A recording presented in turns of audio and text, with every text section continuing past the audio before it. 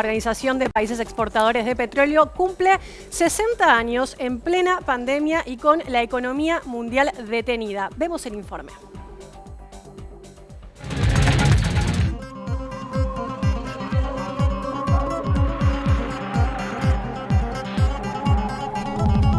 La OPEP, Organización de Países Exportadores de Petróleo, cumplió este mes 60 años, periodo en el cual hizo sentir su peso en el mercado global en su carácter de cártel que reúne a las 13 naciones que ostentan el 44% de la producción mundial y el 81% de las reservas probadas del planeta.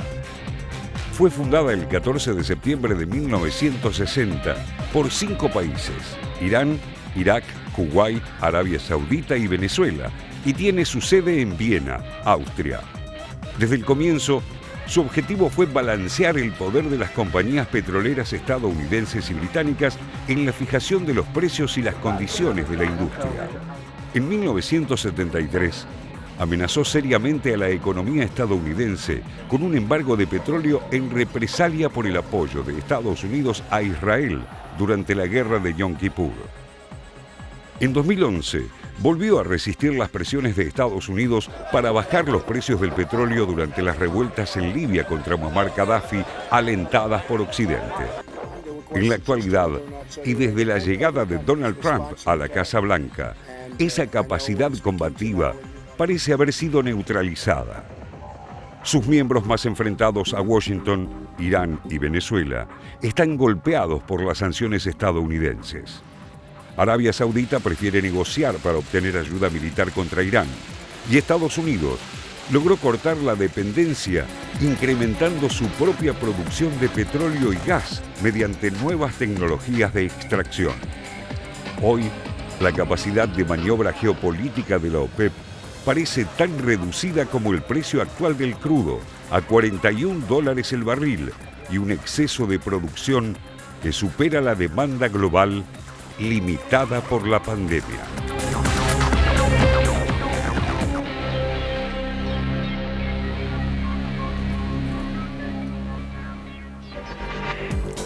Si la historia de la OPEP nació en el año 1960 como defensa de los países productores y grandes exportadores contra lo que se consideraba políticas abusivas de las grandes petroleras occidentales, las 7 hermanas, que se les llamaba, uno diría que de esos 60 años, durante 50, casi 55, fue bastante exitoso.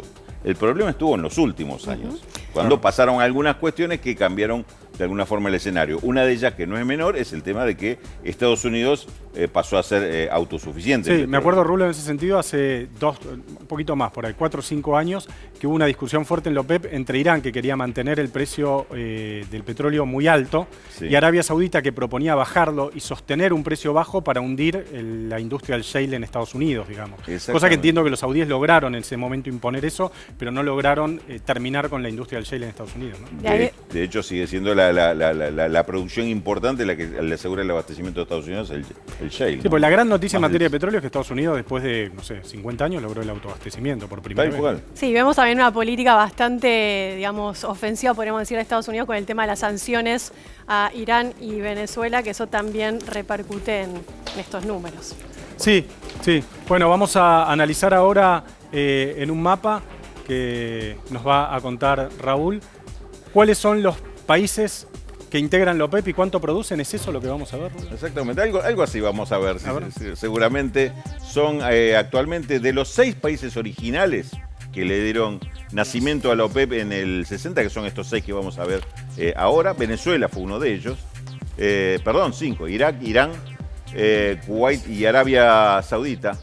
6 con Emiratos Árabes Unidos. Hoy son 13 países. Se fueron sumando algunos países. Se fueron sumando países, 7 africanos, 5 del Medio Oriente y Venezuela, que es el único que quedó de América del Sur. Recordemos que hasta hace unos pocos años estaba Ecuador también. Acá lo que tenemos es la cifra de producción de barriles diarios, que recordemos cómo funciona la OPEP. Es un organismo donde se ponen de acuerdo, le ponen un límite, un cupo de producción, justamente para limitar la oferta. Para sí, que es un cártel, básicamente. un cártel que limita la oferta para defender el precio. Tiene muchos inconvenientes ese cártel. Inclusive acá estamos viendo cifras que están bastante alejadas de la realidad. Por ejemplo, Libia, por la crisis que tiene, la crisis interna, prácticamente un país dividido en dos, hoy no puede producir ese 1.000.000 de barriles diarios. Está produciendo aproximadamente 100.000 barriles diarios porque aparte la parte productiva del país está en manos del general Haftar, claro, y el gobierno está en Benghazi, digamos, opuesto a él. No pueden acceder salvo por acuerdo como ocurre en este momento. Venezuela también está viviendo una crisis con la cual tampoco puede alcanzar esos niveles de producción. El caso de Irán e Irak también es otro caso particular. Irán, recordemos, con las medidas del embargo de Estados Unidos también está limitado. Y hoy estos conflictos atacan la unidad interna también de la OPEP. No todos tienen la misma posición. Obviamente tenés una Arabia Saudita mucho más alineada con Estados Unidos y un Irán absolutamente enfrentado. Son las dos grandes potencias, digamos, petroleras. Ahora, Rulo, de Medio Oriente. La asimetría de producción entre Arabia Saudita y el resto de los miembros de la OPEP, que como se ve en el mapa es fenomenal, digamos, ¿no? 12 millones de barriles contra, creo que es Emiratos Árabes o Irán, el que le sigue, o Irak, con 4 millones. ¿Eso se ha ido acentuando en el último tiempo o era así desde el comienzo? Se va marcando diferencias no, era así del principio, pero se van acentuando las diferencias en cuanto a las políticas a desarrollar. Por ejemplo, Arabia Saudita, cuando necesitó defender el petróleo. ¿Ustedes se acuerdan del momento que el petróleo llegó a tener precio negativo este año? Sí. Sí. Que pagaban para que se lo llevaran, porque el problema era el abastecimiento. Bueno, Arabia por sí misma bajó esta cantidad de 12 millones a 10.600.000 la producción de barriles, simplemente para que ese precio no cayera tanto, pasando por encima de la OPEP. Ahora, Arabia Saudita hoy también le cuesta muchísimo liderar a la OPEP, permitir que su línea sea la que sea aceptada por el resto tan sencillamente. Bien, decíamos... Sí, perdón, y en un año especial, digo, por el tema de la pandemia, por supuesto que tuvo el tema de la producción.